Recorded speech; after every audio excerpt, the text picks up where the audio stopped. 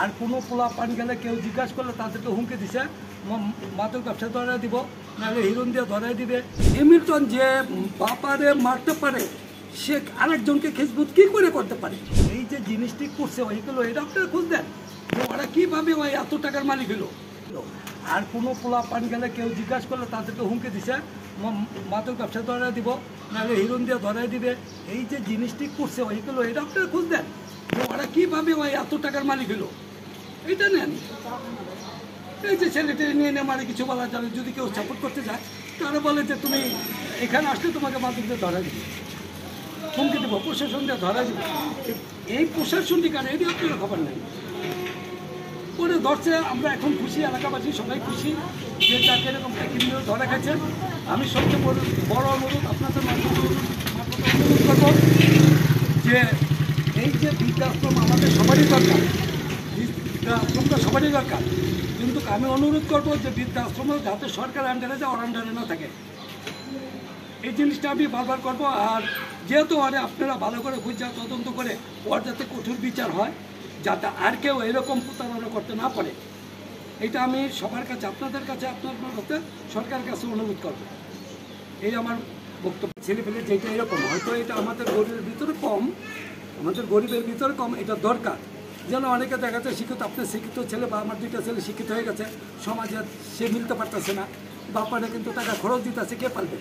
বৃদ্ধাশ্রম দরকার। একটা মানুষ কেউই নেই, হয়তো পড়ে আছে, বৃদ্ধাশ্রম দরকার, কিন্তু এটা সরকার আন্ডারের দরকার।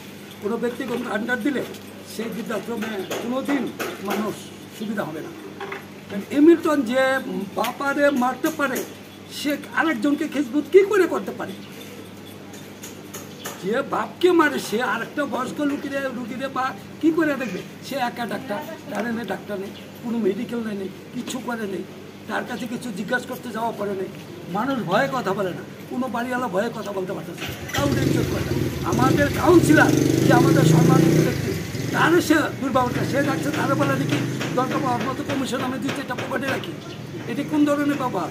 সাংবাদিক আসছে, সাংবাদিক বলে যান আপনি শিখতে পারলে ছিঁড়ে, এটি কি? ওর এত বড় ক্ষমতাটা কোথাও আপনারা দেখেন? কিন্তু ঠিক ব্যাপার আমরা বা নিচে এটা বলতে পারবো না, যেহেতু আমরা লাস্ট এই যেরকম আমাদের মসজিদে আগে গোসল করিতে, কারণ আমাদের কমিটির সহসভাপতি নাজিমুদ্দিন ভাই উনি গোসলের টাকা দিত এবং কাপড় তুলে দিত। যখন শুনলাম আর কি মানুষ এরকম দেখছে, ওই দেখার পরে উনি বললো, একদিন ওনাকে ডাক্তার করলো, কাকা আমার তো আগে টাকা ছিল না, আপনি হেল্প করছেন যাক যথেষ্ট, এখন আমার টাকা হয়ে গেছে, আপনার আর হেল্প রাখবেন। ওর পর থেকে আমাদের মসজিদের পিকনিকের ব্যাপারটা তো আমরা বলতে পারবো, যেহেতু আমরা উতলা শরীর নিয়ে দেখি, আমরা জানাজা দিছি, উতলা শরীর এটা আমরা বলতে পারবো না।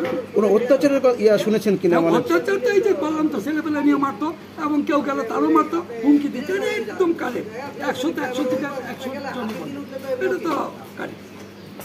মানে এখানে কোনো ক্ষমতাসীন, স্থানীয় কোনো ক্ষমতাসীন ব্যক্তির সঙ্গে কি তার যোগাযোগ ছিল বা চলাফেরা ছিল? না, এলাকার কেউ এখানে আমাদের সামনে আসে নাই। ও কার পর ওদের আইছে খালি তোর কিছু করলে তোরে আমি মাদক দিয়ে নিলে মামলা দিয়ে ধরাই দিই। মানে আইন শৃঙ্খলা বাহিনীর পাশাপাশি কি সে কোনো ব্যক্তির নাম ব্যবহার করতো? না, ব্যক্তির নাম আমাদের সামনে ব্যবহার করেনি। যেটা করেনি সেটা আমি 5 ওয়াক্ত নামাজ পড়ি, মিথ্যা কথা বলবো না। আমি সেটা শুনি নাই, এটা আমি বলবো না।